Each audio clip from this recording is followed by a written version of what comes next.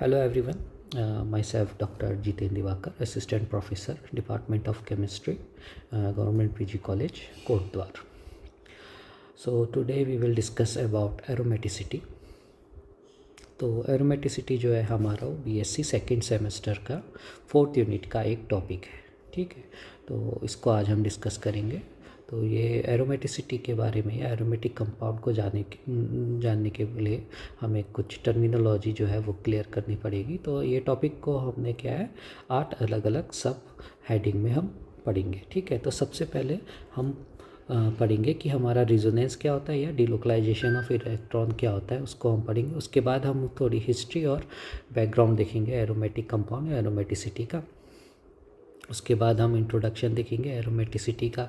फिर हम देखेंगे क्राइटेरिया ऑफ एरोमेटिक कंपाउंड या जो कौन से क्राइटेरिया है जो एरोमेटिक कंपाउंड फॉलो करते हैं। उसके बाद हम देखेंगे हकल रूल क्या होता है, जो एरोमेटिक कंपाउंड हकल रूल कैसे फॉलो करते हैं, ठीक है। फिर हम कुछ एग्जांपल देखेंगे एरोमेटिक कंपाउंड्स के। फिर हम ये भी देखेंगे कि एंटी एरोमेटिक कंपाउंड्स क्या होता है, इनका क्या क्राइटेरिया होता है। फिर हम कुछ आयंस के बारे में पढ़ेंगे जो एरोमेटिसिटी शो करते हैं या जो एरोमेटिक कंपाउंड होते हैं, ठीक है। तो सबसे पहले हम देखते हैं कि हमारा ये रिजोनेंस क्या होता है या डिलोकलाइजेशन क्या होता है, ठीक है। तो रिजोनेंस एक अलग कंसेप्ट है, डिलोकलाइजेशन ऑफ इलेक्ट्रॉनिक अलग चीज़ है, ठीक है। तो रिजोनेंस की डेफिनेशन जो हमने पढ़ी है कि जैसे कि डेफिनेशन क्या कहती है इसकी कि कोई हमारा मॉलिक्यूल है, जैसे कुछ मॉलिक्यूल ऐसे होते हैं जिसकी हम सारी प्रॉपर्टीज़ केमिकल या फिजिकल प्रॉपर्टीज़ किसी एक लुईस स्ट्रक्चर से एक्सप्लेन नहीं कर पाते, ठीक है। तो सारी केमिकल और फिजिकल प्रॉपर्टीज़ को एक्सप्लेन करने के लिए हमें सर्वरल स्ट्रक्चर की क्या होती है आवश्यकता पड़ती है, ठीक है।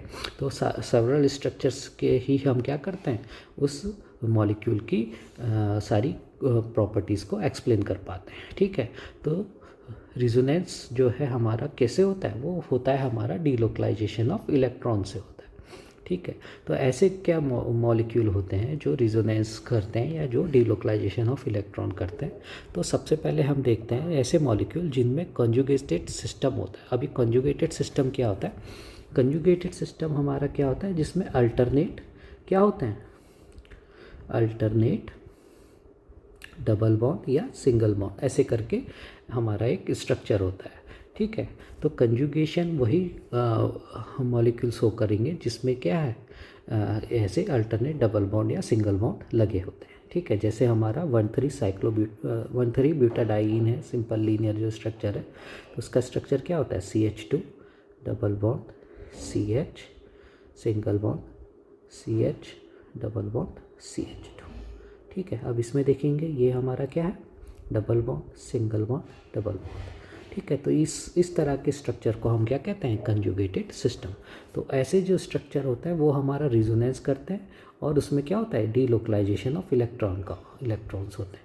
ये डिलोकलाइजेशन क्या होता है, ये जो हमारे पाई इलेक्ट्रॉन होते हैं ये क्या करते हैं पूरे हमारा जो स्ट्रक्चर है उसमें डिलोकलाइज होते हैं, ठीक है। इसी को हम क्या कहते हैं डिलोकलाइजेशन, ठीक हो गया। तो कुछ मॉलिक्यूल ऐसे होते हैं जिसमें alternate double bond single bond के साथ साथ क्या होते हैं या तो आयंस होते हैं, आयंस मतलब या तो उसमें पॉजिटिव चार्ज होगा या फिर उसमें निगेटिव चार्ज होगा, ठीक है। तो अगर पॉजिटिव निगेटिव चार्ज भी ऐसे कंजुगेट सिस्टम में है प्रेजेंट तो वो भी क्या करते हैं कंजुगेशन शो करते हैं, ठीक है। तो वहाँ पे भी क्या होता है हमारा रिजोनेंस शो होता है, ठीक है। तो रिजोनेंस वही मॉलिक्यूल शो करते हैं जिनमें क्या होता है कंजुगेटेड सिस्टम होते हैं, ठीक है। और क्या होता है अगर उस कंजुगेट सिस्टम में डबल बॉन्ड सिंगल बॉन्ड के साथ साथ हमारे आयंस हैं, मतलब पॉजिटिव या निगेटिव चार्ज भी हैं या फिर हमारे लोन पेयर भी हैं, तो वो भी क्या करते हैं रिजोनेंस शो करते हैं, ठीक है।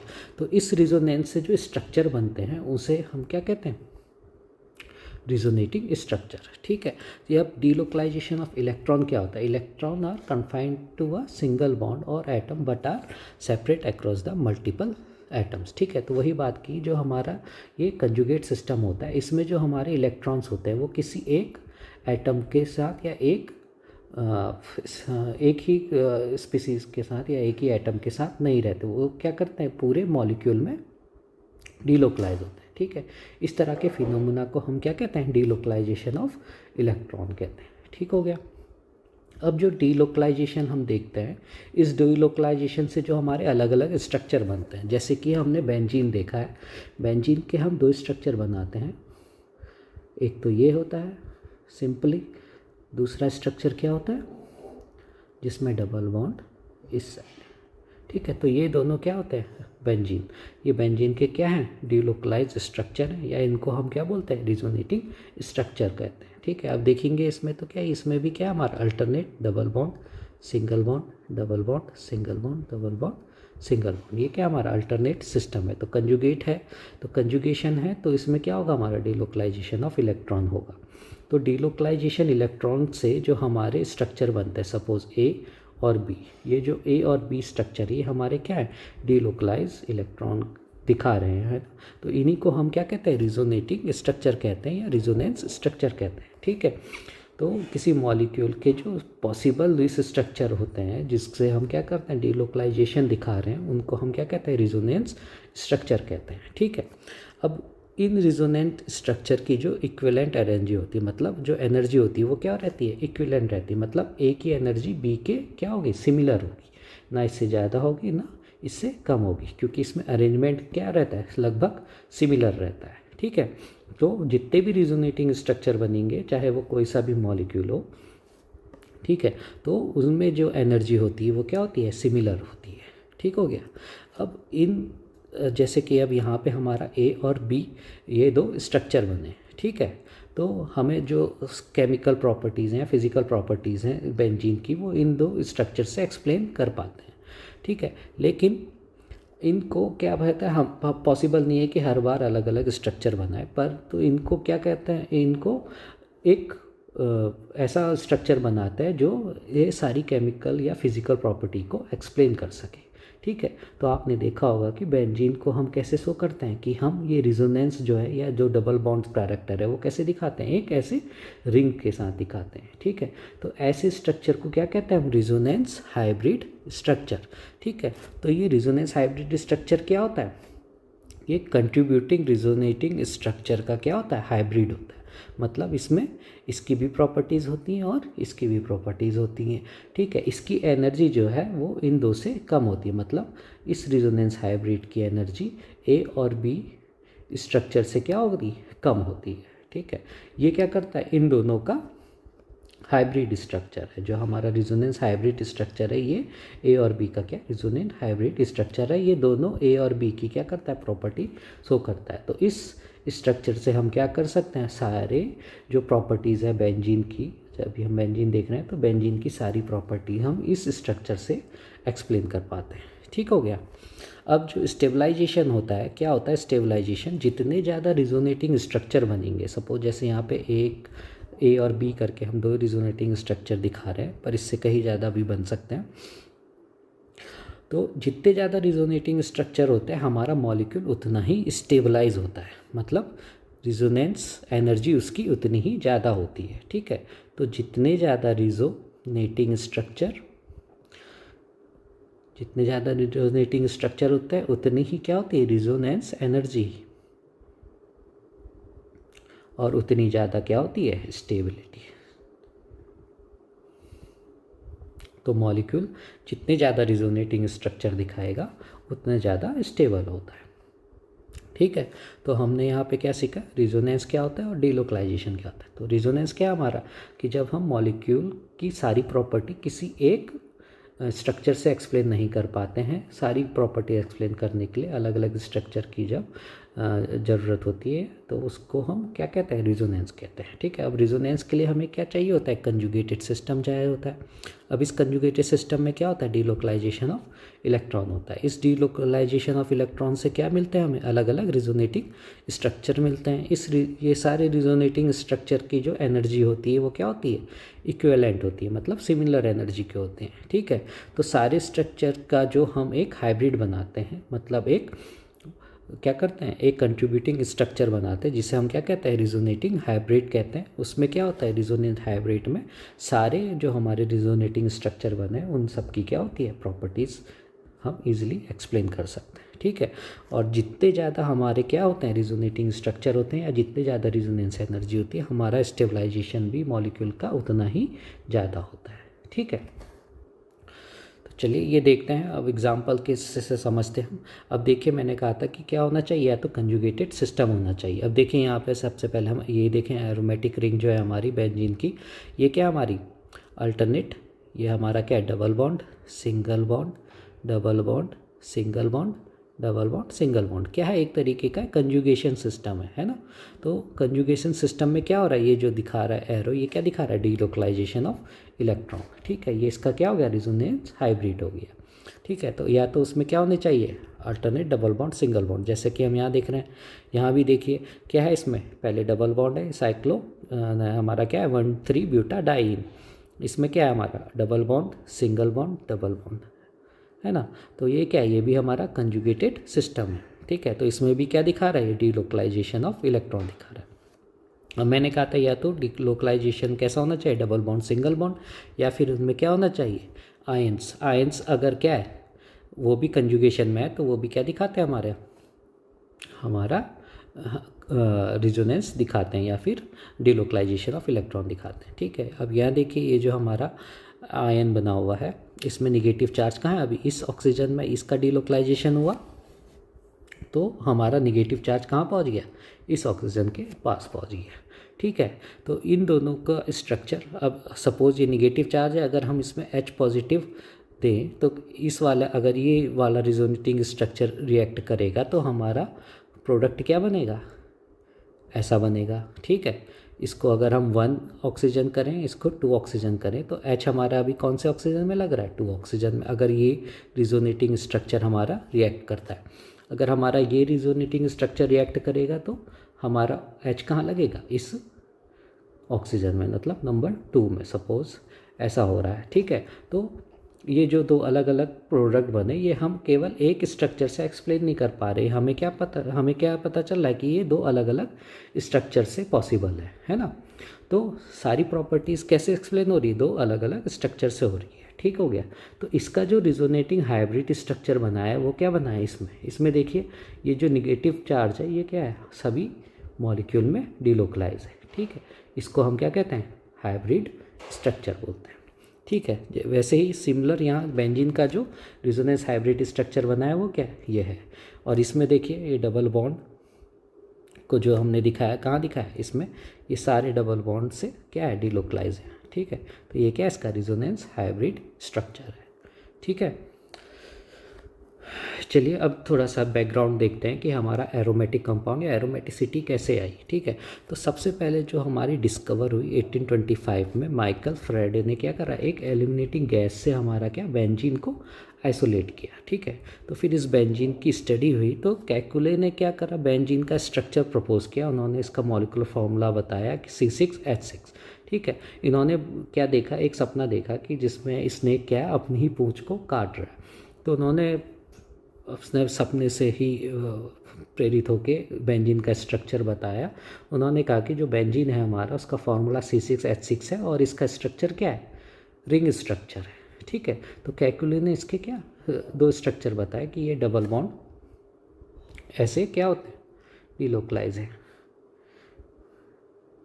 ठीक है, तो ये हमारे क्या कहलाते हैं, कैकुले स्ट्रक्चर कहलाते हैं। आपने एक बुक में भी पढ़ा होगा, ये हमारे क्या है, कैकुले स्ट्रक्चर है ऑफ बेंजीन।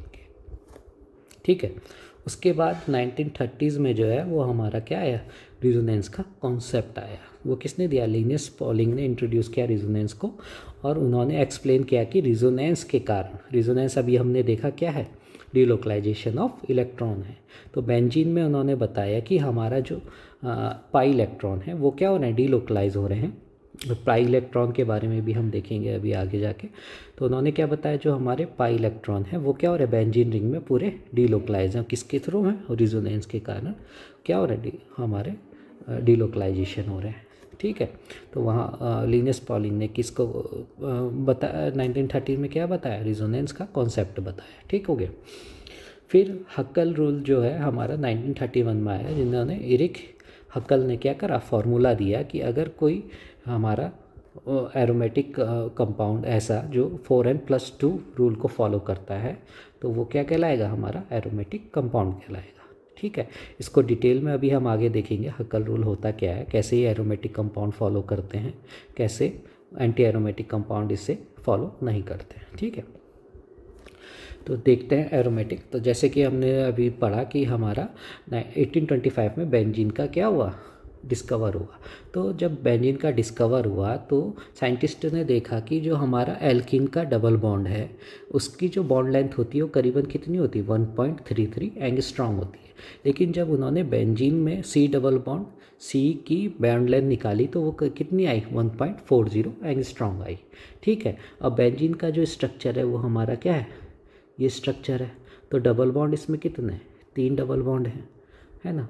तो डबल बॉन्ड सी ये और ये तीनों क्या है, इनकी बॉन्ड लेंथ क्या होनी चाहिए थी, 1.33 होनी चाहिए थी। ठीक है, पर साइंटिस्टों ने पाया कि ये वाला बॉन्ड चाहे हो ये बॉन्ड हो, ये बॉन्ड हो, ये बॉन्ड हो, ये बॉन्ड हो, ये बॉन्ड हो, ये 6 बॉन्ड जो है इन सब की बॉन्ड लेंथ कितनी आ रही थी, 1.40।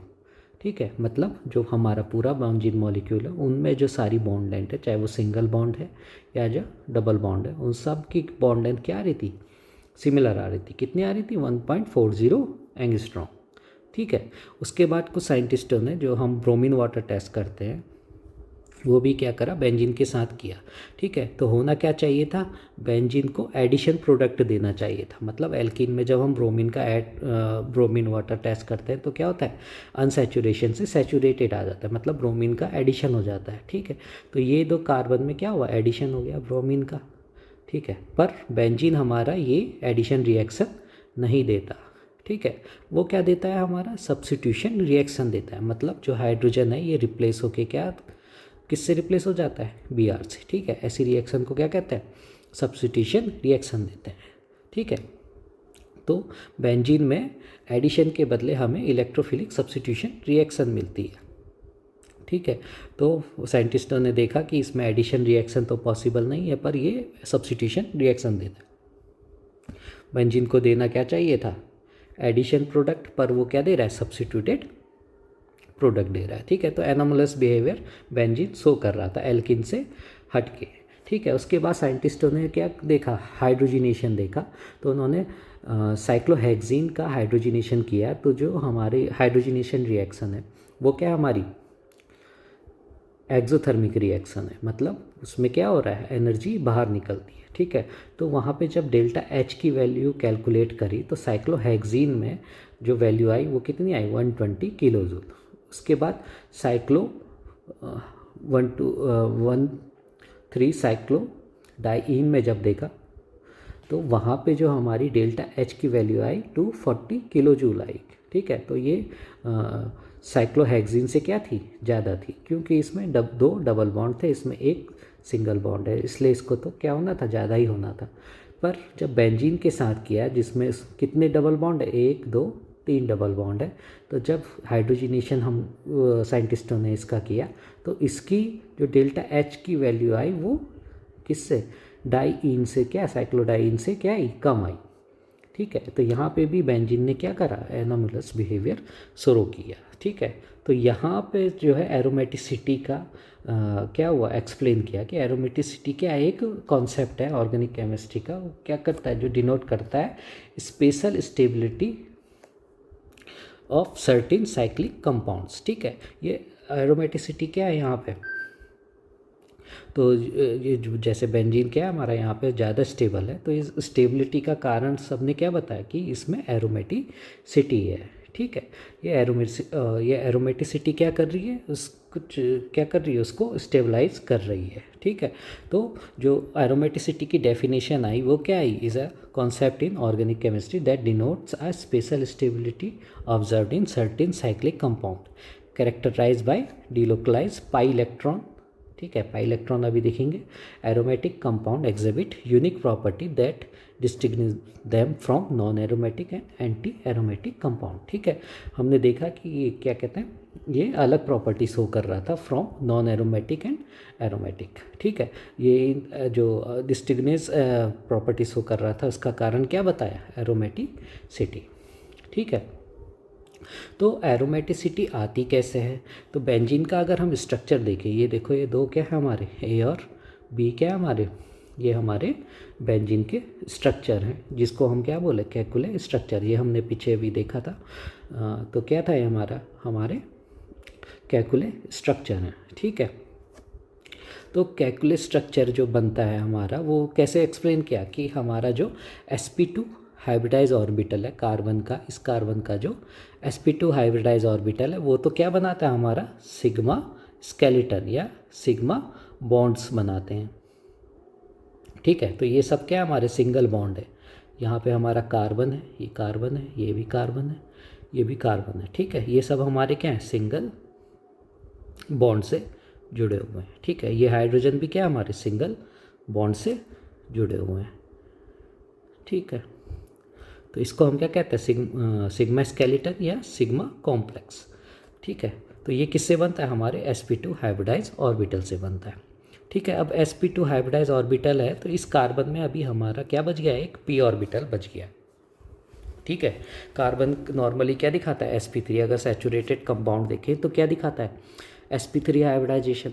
लेकिन यहाँ पे क्या है, sp2 हाइब्रिडाइजेशन है, तो हमारा एक p ऑर्बिटल जो है कार्बन का, वो क्या है, वैकेंट, या वैकेंट तो नहीं, अभी इसमें क्या है, बचा हुआ है, जो कि क्या है, ये शो कर रहा है फिगर, देखो इसमें क्या है, ये p ऑर्बिटल क्या है, सभी कार्बन में बचे हुआ है, ठीक है। अब ये p ऑर्बिटल हमें पता है क्या दिखाता है, एक प्लस हाफ दिखाता है, एक माइनस हाफ दिखाता है।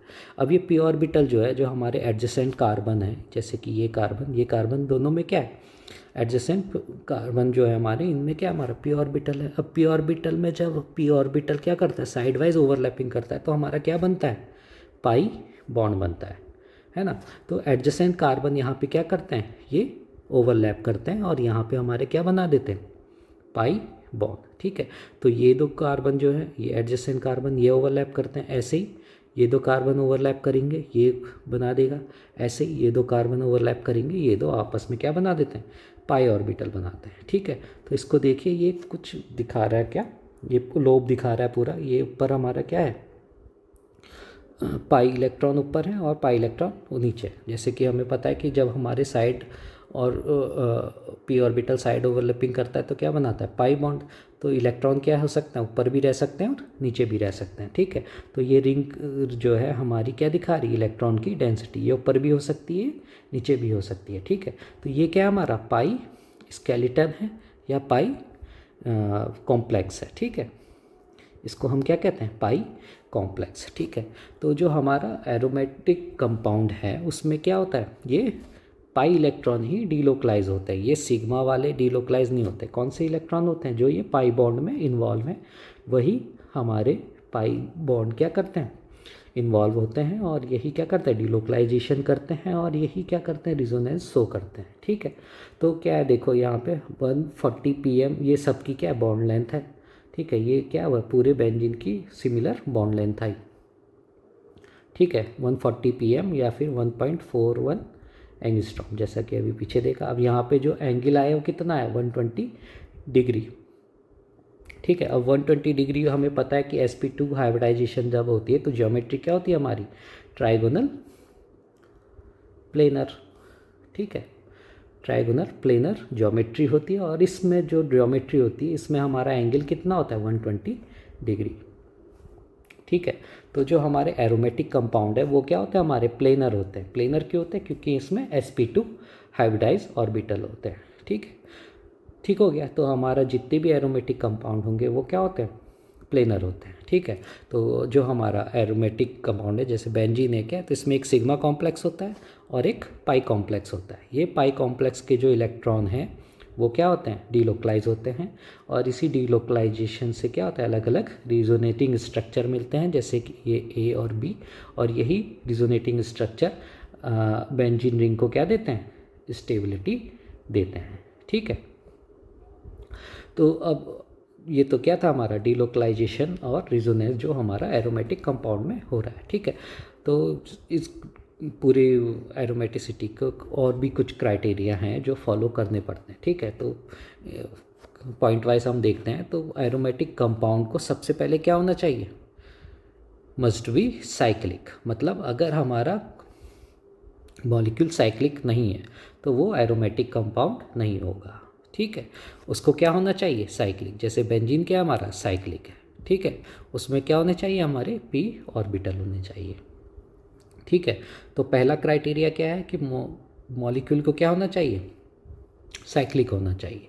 ठीक है, और जो एसाइक्लिक कंपाउंड है या एलिफेटिक जो कंपाउंड है या नॉन लीनियर हमारे नॉन साइक्लिक जो कंपाउंड है वो क्या रहते हैं, हमारे एरोमेटिसिटी कभी शो नहीं करते। ठीक है, तो एरोमेटिसिटी वही शो करेंगे जो हमारे साइक्लिक कंपाउंड होंगे। ठीक हो गया, तो पहला क्राइटेरिया तो ये है कि साइक्लिक होना चाहिए। दूसरा क्राइटेरिया क्या है कि जो हमारा सिस्टम है या जो हमारा साइक्लिक स्ट्रक्चर जो है उसके जो ऑर्बिटल हैं वो क्या होने चाहिए, ऑर्बिटल जो मतलब जो उसके एटम्स हैं वो क्या होने चाहिए, उस पूरे सिस्टम के sp2 हाइब्रिडाइज होने चाहिए। ठीक है, इन सब सिस्टम के जो भी मेंबर हैं उनकी हाइब्रिडाइजेशन क्या होनी चाहिए, sp2, मतलब जो मॉलिक्यूल है हमारा उसकी जो हाइब्रिडाइजेशन आनी चाहिए वो क्या होनी चाहिए, sp2, मतलब एक प्लेनर स्ट्रक्चर होना चाहिए। प्लेनर मतलब sp2 की क्या होती है हाइब्रिडाइजेशन, ज्योमेट्री ट्रायगोनल प्लेनर।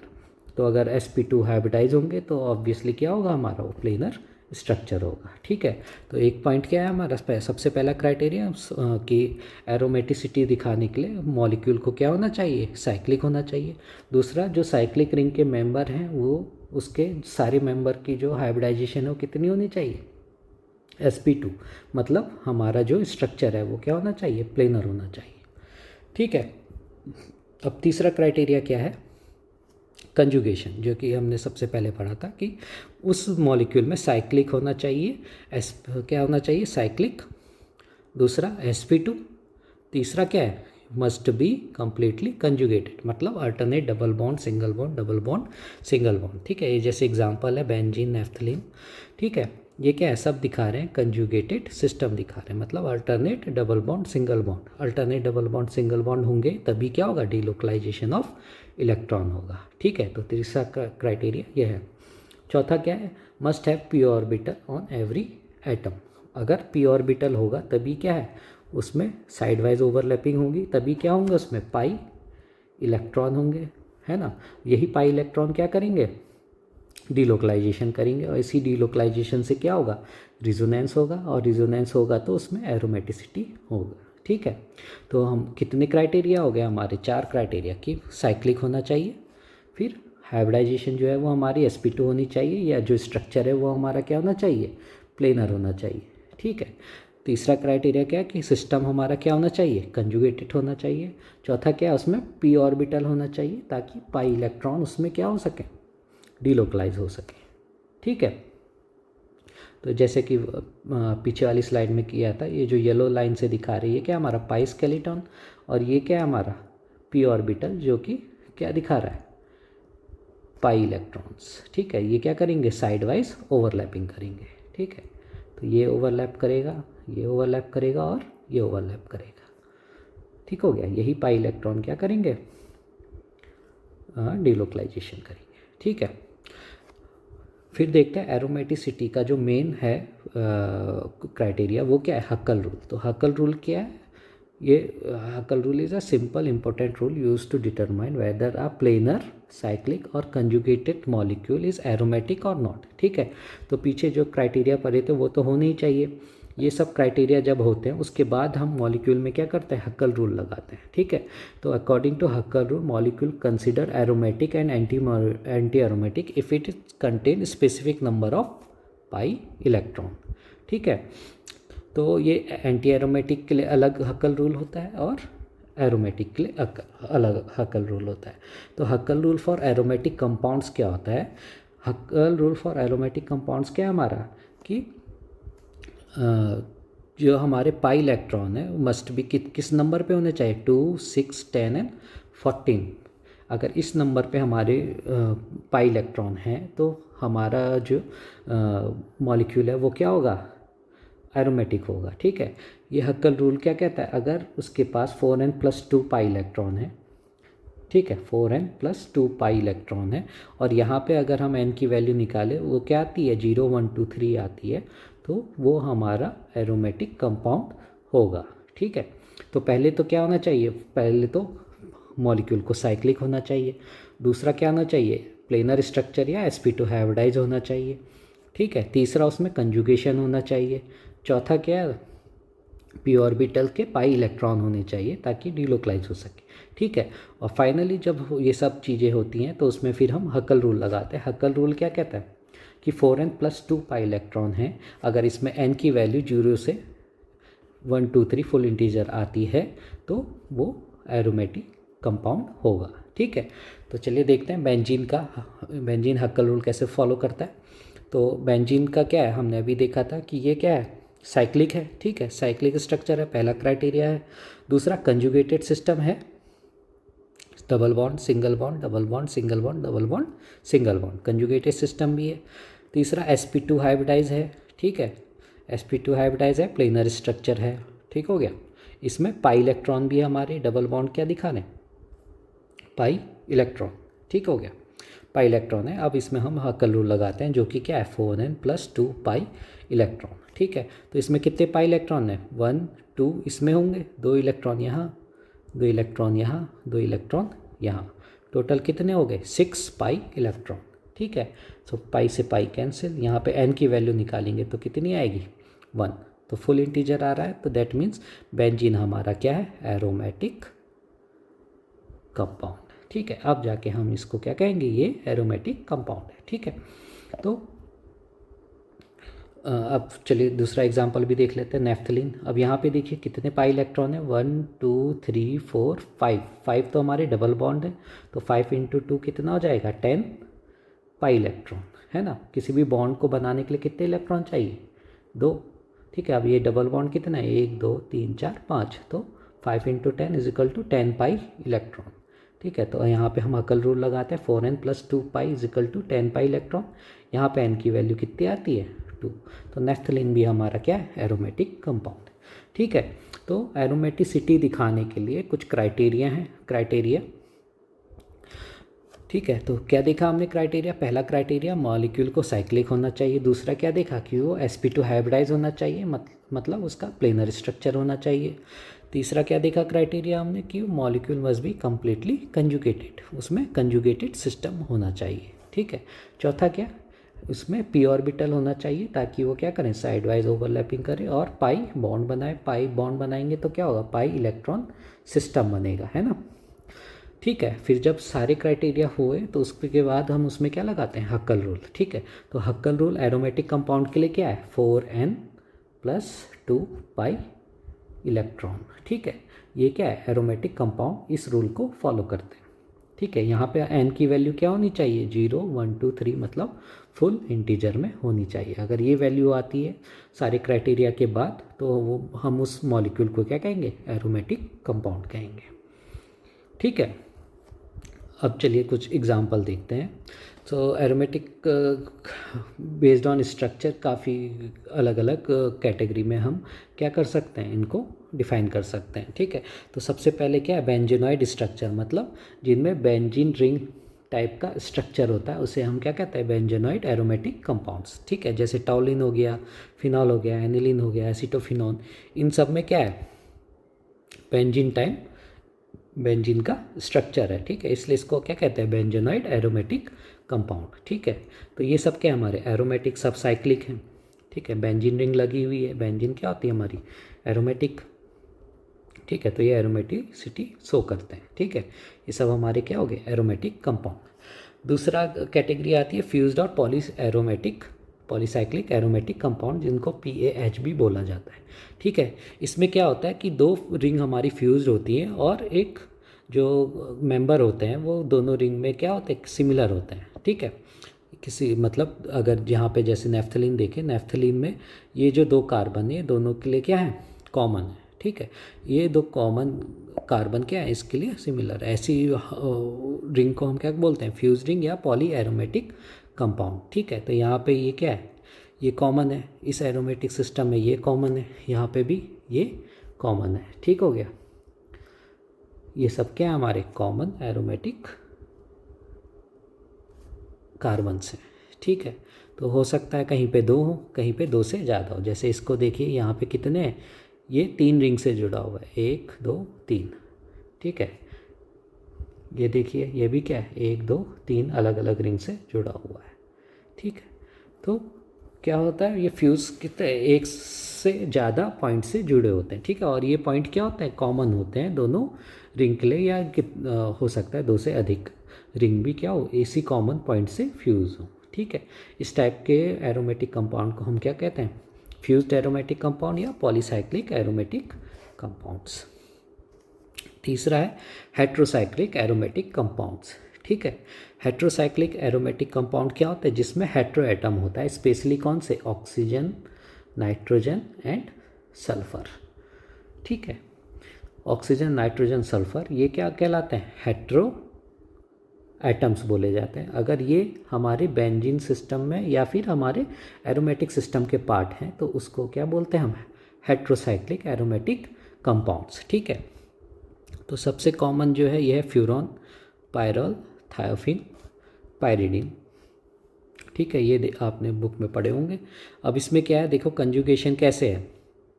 तो सबसे पहली स्लाइड में जो हमने कंजुगेशन पढ़ा था उसमें हमने क्या देखा था कि कंजुगेटेड सिस्टम तो होना चाहिए, ठीक है। अब यहाँ पे देखेंगे तो ये तो हमारा क्या है, sp3 हाइब्रिडाइज है, ये भी क्या है हमारा sp3, ठीक है। तो यहाँ पे तो क्या है हमारा फॉलो नहीं कर रहा है एक क्राइटेरिया, है ना।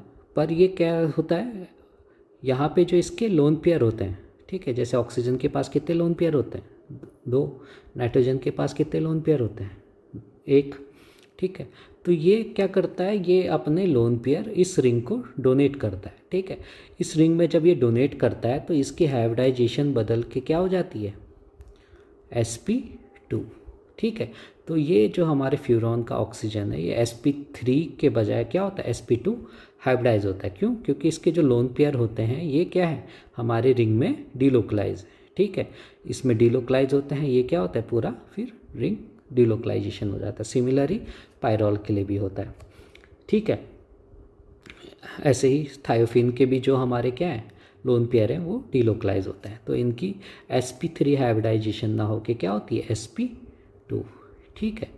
तो क्या है, देखो हमारा sp2 हाइब्रिडाइज हो गया, प्लेनर स्ट्रक्चर हो गया, साइक्लिक हो गया, कंजुगेटेड सिस्टम भी हो गया। कंजुगेशन सिस्टम कैसे हुआ कि यहाँ पे हमारा कंजुगेशन में क्या है, लोन पेयर, ठीक है। तो हमने क्या पढ़ा था, या तो पॉजिटिव, निगेटिव या फिर लोन पेयर, अगर ये भी हमारे कंजुगेशन सिस्टम में आते हैं तो क्या होगा, डिलोकलाइजेशन होगा, ठीक है।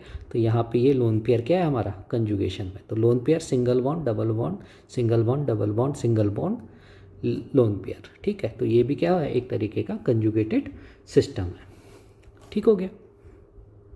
तो यहाँ पे देखो पायरिडीन देखते हैं, पायरिडीन में यहाँ पे अब हमारे लोन पेयर डोनेट नहीं होते, ठीक है, क्योंकि ये डबल बॉन्ड बना रहा है तो ये ऑलरेडी क्या sp2 हाइब्रिडाइज है, ठीक है। तो इसके लोन पेयर क्या है, अवेलेबल हैं बाहर के लिए, ठीक है। तो आपने पढ़ा होगा पायरिडीन हमारा क्या दिखाता है, बेसिक नेचर दिखाता है ना।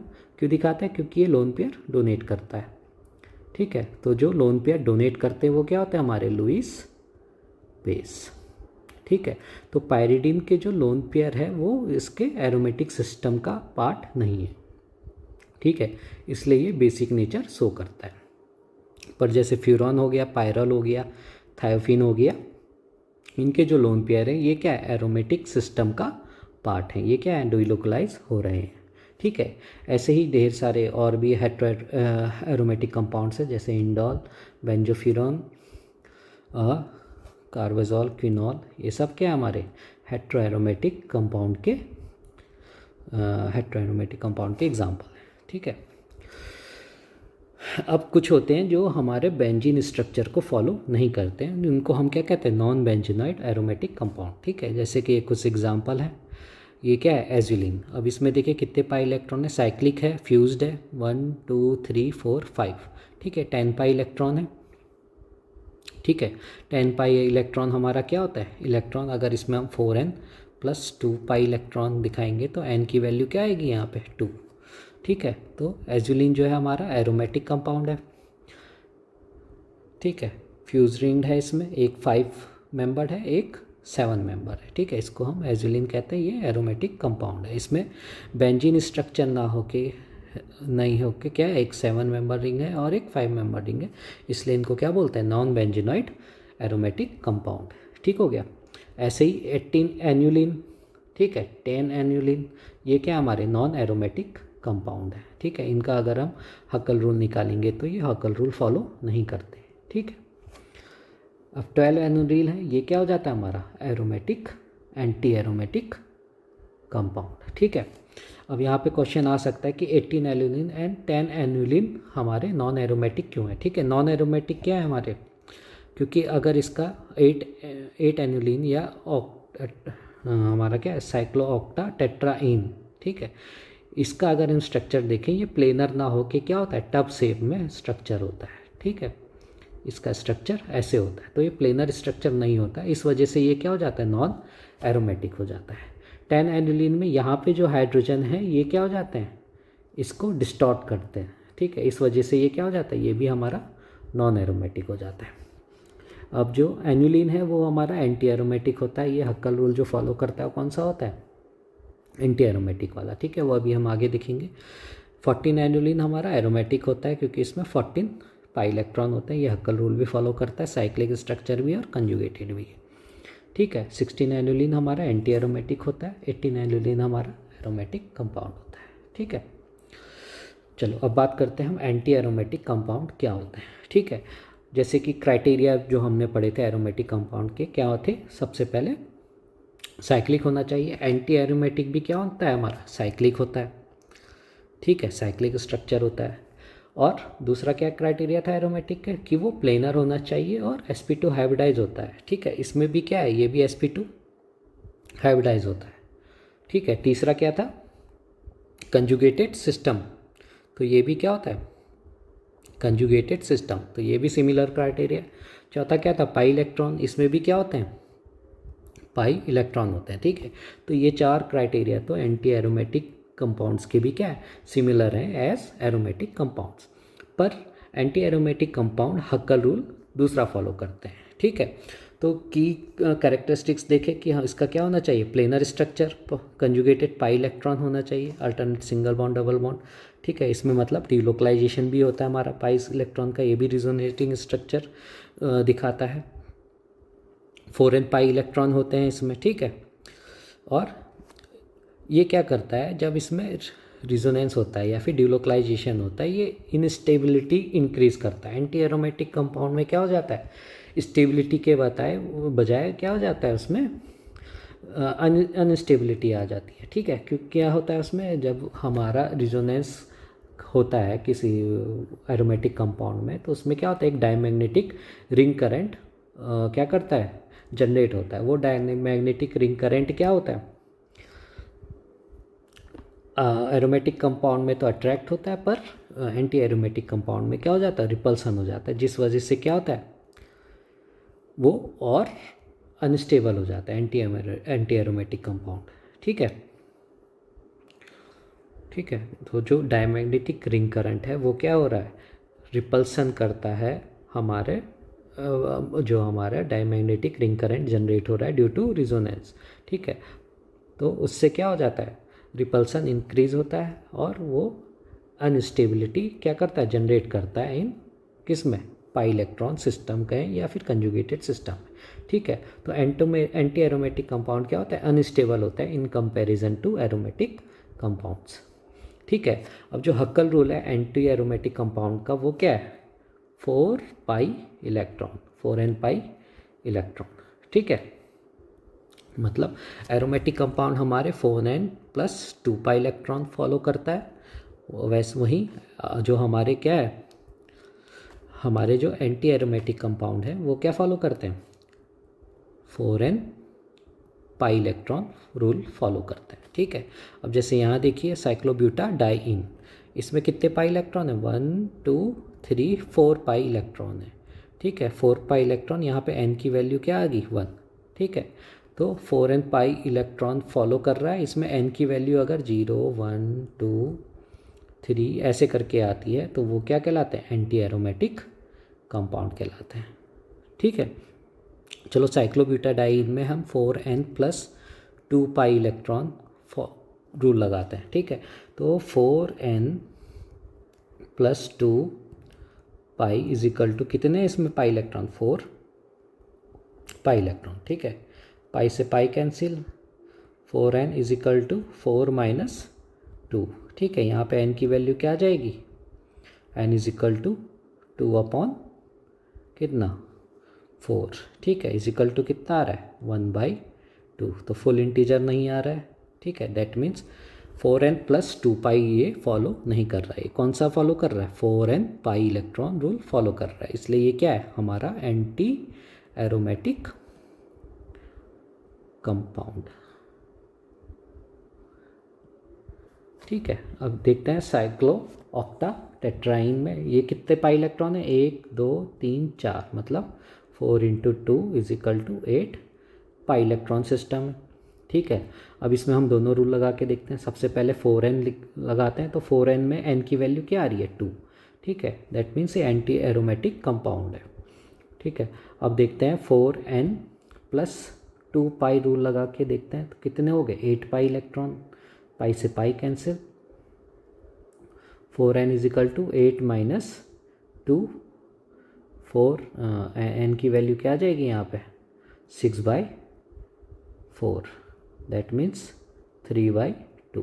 ये भी हमारा फुल इंटीजर नहीं आ रहा है, मतलब 4n प्लस 2π रूल फॉलो नहीं कर रहा है। कौन सा रूल फॉलो कर रहा है, 4n पाई इलेक्ट्रॉन, इसलिए ये भी क्या हमारा एंटी एरोमेटिक कंपाउंड।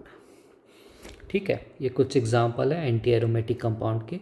साइक्लोब्यूटाडाइन ये देखा अभी हमने, साइक्लोहेप्टा ट्राइइन एनायन, पेंटालीन, साइक्लोपेंटाडाइन कैटायन, साइक्लोऑक्टा टेट्राइन और साइक्लोप्रोपेनाइल एनायन, ये सब हमारे क्या एंटी एरोमेटिक कंपाउंड्स हैं। ये क्या फॉलो करते हैं, 4n pi electron rule follow करते हैं।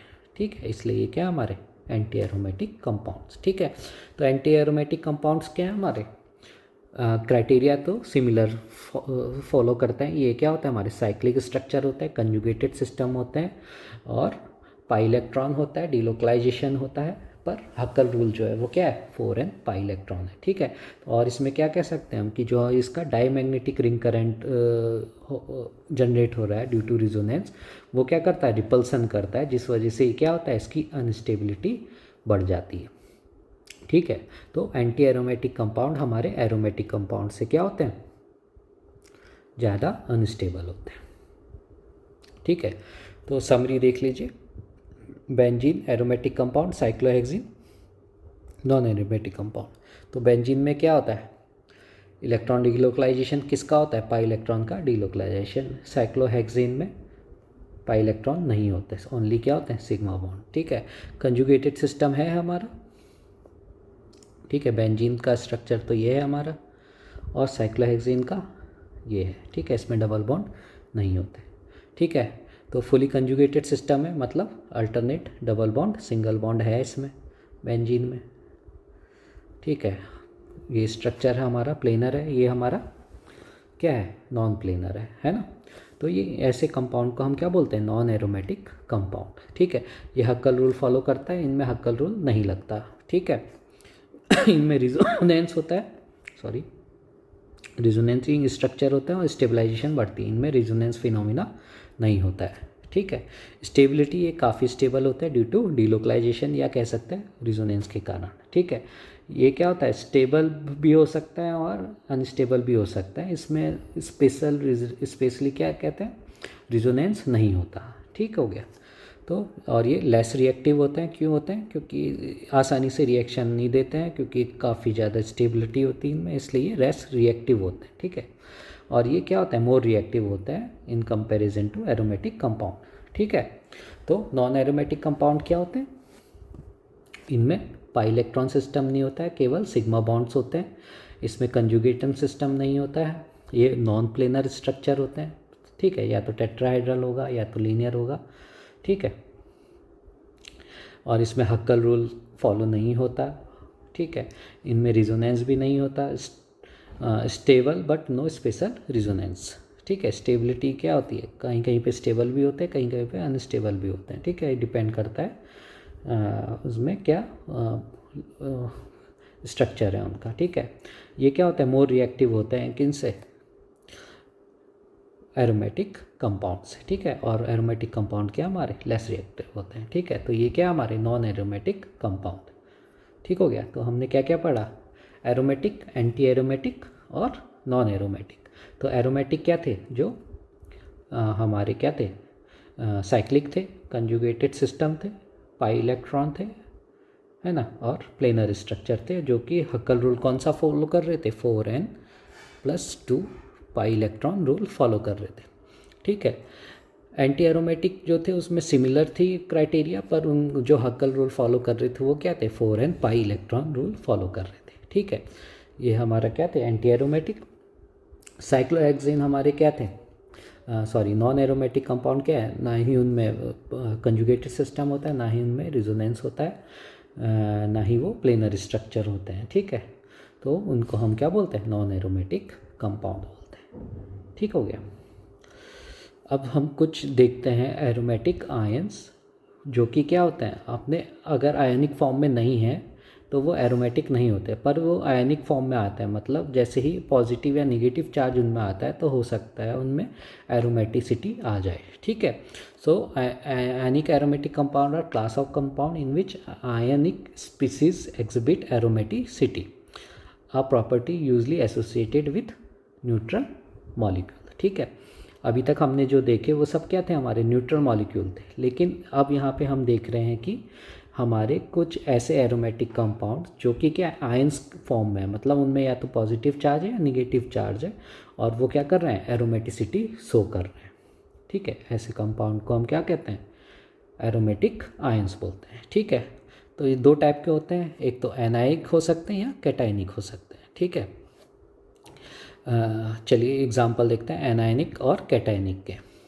ठीक है, तो सबसे पहले साइक्लोप्रोपिनाइल। ठीक है, साइक्लोप्रोपिनाइल अभी क्या न्यूट्रल है, देखिए अभी इसमें ये क्या हमारा sp3 हाइब्रिडाइज ऑर्बिटल है, ये क्या हमारा sp2 और ये क्या है sp2। ठीक है, अभी ये क्या हमारा नॉन एरोमेटिक है ना, ना ही एंटी एरोमेटिक है ना ही एरोमेटिक है, अभी क्या है नॉन एरोमेटिक कंपाउंड, क्योंकि क्या है इसमें sp3 हाइब्रिडाइज ऑर्बिटल है। ठीक है, अब इसमें दो पॉसिबिलिटी, या तो पॉजिटिव चार्ज आए या निगेटिव चार्ज आए। ठीक है, अब इसमें देखिए single bond, double bond, conjugated system भी क्या है, नहीं है ना, कंजुगेशन भी नहीं है।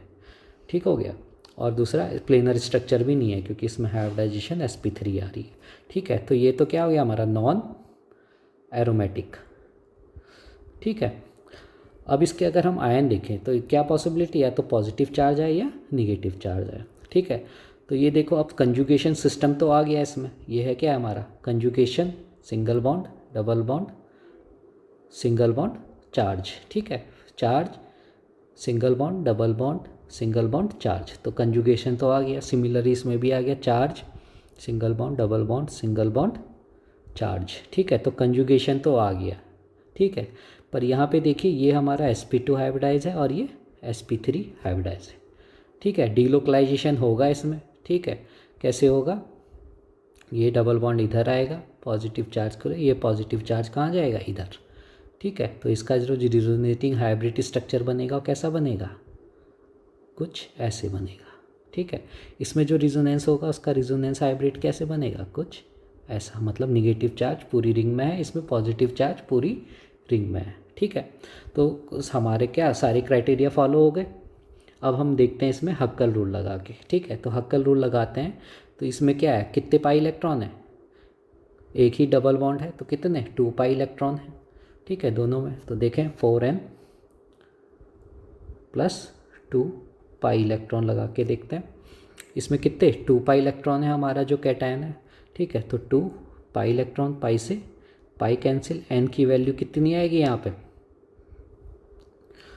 ठीक है, कितनी आ जाएगी 2 - 2, ये आ जाएगी 0/4, मतलब 0। ठीक है, तो अभी हमने हक्कल रूल जो पढ़ा था, अगर 4n+2 पाई इलेक्ट्रॉन है और इसमें n की वैल्यू कितनी आ रही है, 0, 1, 2, 3 ऐसे आ रही है, तो वो क्या होगा, एरोमेटिक। तो यहाँ पे 4n+2 पाई साइक्लो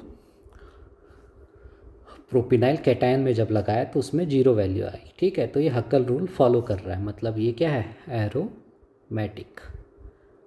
ठीक है, अब इसमें देखते हैं कितने पाई इलेक्ट्रॉन है, एक तो डबल बॉन्ड है और ये निगेटिव चार्ज, तो टोटल इसमें कितने हो गए 4 पाई इलेक्ट्रॉन। ठीक है, तो 4 पाई इलेक्ट्रॉन ये फॉलो, ये वाला 4n+2 पाई इलेक्ट्रॉन फॉलो नहीं करेगा, बल्कि कौन सा करेगा, 4n पाई इलेक्ट्रॉन, ठीक है। तो जो निगेटिव है हमारा साइक्लोप्रोपिलाइल एनायन, ये क्या हो जाएगा हमारा एंटी एरोमेटिक, सॉरी, ठीक हो गया। अब देखते हैं साइक्लोपेंटा डाइनाइल, ठीक है। अब सिमिलर देखिए, ये क्या हमारा sp3, ठीक है, single bond double bond single bond double bond single bond, ठीक है। यहाँ देखेंगे तो सिंगल बॉन्ड, इसमें कंजुगेशन नहीं आ रहा है, ठीक है। तो ये अभी क्या हमारा नॉन एरोमेटिक, ठीक है। सिमिलरली इसमें क्या है, दो पॉसिबिलिटी, या तो निगेटिव आएगा या पॉजिटिव आएगा, ठीक है। तो इसमें कितने पाई इलेक्ट्रॉन है, 1 2 3 4 5 6, तो 6 पाई इलेक्ट्रॉन, ये क्या है बेंजीन की तरह 6 पाई इलेक्ट्रॉन है, मतलब ये 4n+2 पाई इलेक्ट्रॉन रूल क्या करेगा, फॉलो करेगा। तो साइक्लो पेंटा डाई इनाइल एनायन, ये क्या हो जाएगा हमारा एरोमेटिक, ठीक है। और इसमें देखेंगे तो ये कौन सा रूल फॉलो करेगा, 4n पाई इलेक्ट्रॉन, ठीक है। तो ये क्या हो जाएगा हमारा एंटी एरोमेटिक, ठीक है। कंजुगेशन कैसे आया, जैसे ही चार्ज आए इसमें क्या आ गया, कंजुगेशन आ गया। तो charge single bond double bond single bond double bond single bond charge, ठीक है। सिमिलरली इसमें भी है charge single bond double bond single bond double bond single bond, ठीक है। तो कंजुगेशन भी आ गया, साइक्लिक स्ट्रक्चर आ गया, प्लेनर स्ट्रक्चर आ गया, डिलोकलाइजेशन आ गया। पर जो हमारा साइक्लोपेंटा डाइनाइल एनायन है वो कौन सा रूल फॉलो कर रहा है, 4n+2 पाई इलेक्ट्रॉन, तो एरोमेटिक हुआ। और ये कौन सा रूल फॉलो कर रहा है, 4n पाई इलेक्ट्रॉन, तो ये एंटी एरोमेटिक हुआ, ठीक है। ऐसे ही ये आता है ट्रोपाइलियम, ठीक है, इसको बोलते हैं ट्रोपाइलियम, ट्रोपाइलियम कैटायन, और इसको ट्रोपाइलियम एनायन, ठीक है। सिमिलर स्ट्रक्चर है, यहाँ पे sp3 आ गया, तो ये हमारा क्या हो गया, नॉन एरोमेटिक, ठीक है। अब इन दोनों में जब हम हकल रूल लगाते हैं तो ये हमारा aromatic 4n+2 pi electron rule follow करता है, ये हमारा कौन सा रूल करता है, 4n पाई इलेक्ट्रॉन, ठीक है। तो ये हमारा एरोमेटिक है कैटायन, एरोमेटिक, और ये एनायन जो है वो हमारा क्या हो जाता है, एंटी एरोमेटिक, ठीक है। अब कुछ क्लास है जैसे साइक्लोब्यूटा डाइइनाइल कैटायन, ये भी हमारा क्या होता है, एरोमेटिक, ठीक है। 2 पाई इलेक्ट्रॉन सिस्टम है, तो ये एरोमेटिक है, ठीक है। ऐसे ही अगर इसमें डाई एनायन हो जाए तो ये भी हमारा 6 पाई इलेक्ट्रॉन होगा, ये भी हमारा क्या आ जाएगा, एरोमेटिक, ठीक है। एक क्लास है स्क्वायरिक एसिड, ठीक है, ये भी हमारा एरोमेटिक होता है। ये हमारा कौन सा सिस्टम है, 2 पाई इलेक्ट्रॉन है, ठीक है। तो कौन सा, 4n+2 pi electron rule follow करता है, ठीक है। तो ये भी हमारा क्या है, एरोमेटिक कंपाउंड है, ठीक है। तो हमने आज क्या पढ़ा, हमने एरोमेटिक कंपाउंड देखे क्या क्या होते हैं, हमने क्या पढ़ा कि हमारे जो एरोमेटिक कंपाउंड है वो क्या है, कुछ क्राइटेरिया फॉलो करते हैं, जैसे कि हमारे वो क्या होते हैं, साइक्लिक कंपाउंड होते हैं, कंजुगेटेड सिस्टम होते हैं, और प्लेनर स्ट्रक्चर होते हैं, ठीक है। सिमिलरली एंटी एरोमेटिक कंपाउंड भी क्या होते हैं, हमारे साइक्लिक होते हैं, कंजुगेटेड होते हैं, पाई इलेक्ट्रॉन होते हैं, पर वो हक्कल रूल कौन सा फॉलो करता है, 4n anti aromatic anti aromatic हमारा 4n pi electron rule follow करता है, और 4n+2 पाई जो रूल है वो हमारा एरोमेटिक कंपाउंड फॉलो करते हैं, ठीक है। तो होपफुली आपको समझ में आया होगा, सो थैंक यू।